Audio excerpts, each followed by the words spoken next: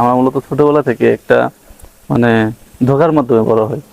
সেটা শুধু আমি না, আপনি, আপনার আশেপাশে যারা আছে সবাই সবাই এক কথায় একটা মিথ্যার মাধ্যমে, একটা ধোঁকার মাধ্যমে মূলত হচ্ছে ছোটবেলা থেকে বড় হয়।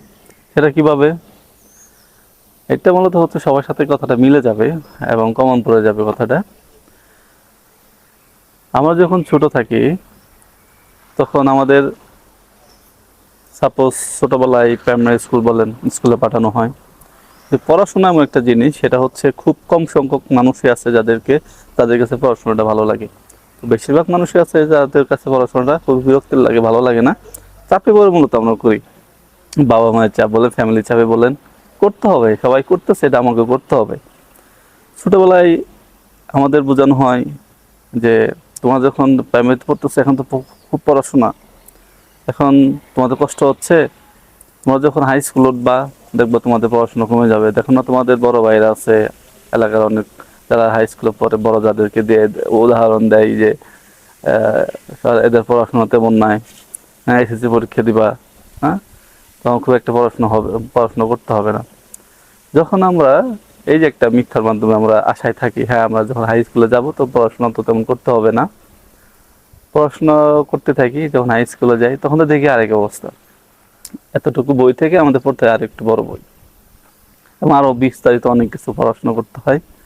তখন আমাদের ফ্যামিলি, আমাদের মা বাবা, আমাদের পরিবার আমাদের বোঝায় তোমরা যখন কলেজে যাইবা, কলেজে গেলে তখন দেখবা যে শুধু একটা মানে ক্লাসই নাই, পড়াশোনা সেখানে তেমন নাই, মন চাইলে ক্লাস করবা হয়তো করবা না, মানে বড় বড় মানুষদের দিয়ে দেখিয়ে দেখিয়ে উদাহরণ দেয়, ঠিক আছে।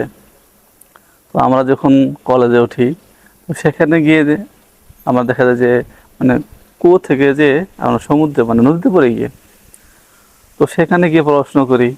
পড়াশোনা করার পর আমরা ভাবি আমাদের আবার মানে দেখানো হয় যে ইউনিভার্সিটিতে পড়াশোনা নাই, কারণ আমরা অনেকে দেখিও যে যারা ইউনিভার্সিটিতে পড়াশোনা করে এরা মতো বই খাতা কিছু সাথে নিয়ে যায় না, শুধু এমনি র্যান্ডমলি একটা কলম, একটা খাতা, সিম্পল ক্লাসে চলে যায়।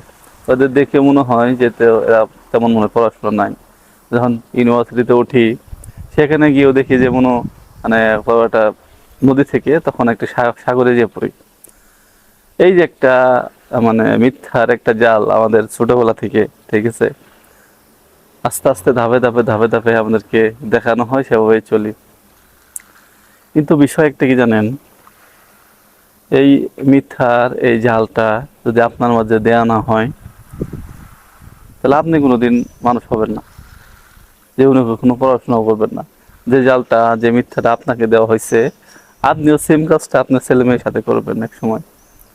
কারণ তার ছোটবেলা থেকে দেখবেন যে এখন তো বর্তমানে আরো পড়াশোনার প্রতি ঝোঁক বাচ্চাদের আরো কম, অনেক কম, ঠিক আছে।